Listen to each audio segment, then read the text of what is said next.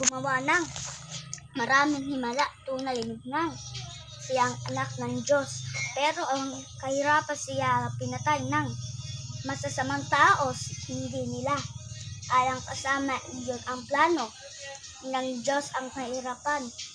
Rap ng kamatayan ni Jesus sa krus ang ganap ng kabayaran at ating mga kasalanan.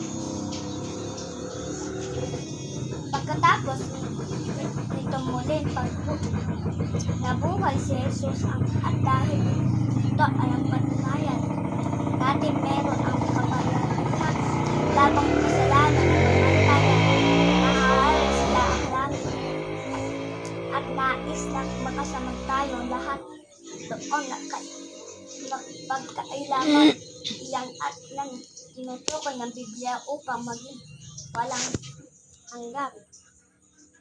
Saan nagsisimula? Nahahati ang dalawang bahagi ng Biblia, ang lumang tipan at ang bagong tipan. Ang lumang tipan ang marami kakabit sa kwento tulad ng palikha ng langit, kinukwento rin lumang tipan kung anong nangyari bago ipinanak si Jesus. Niligtas ng Diyos si Noe mula ang baha, pinalaya niya si Mose ang kapalian ng ligtas.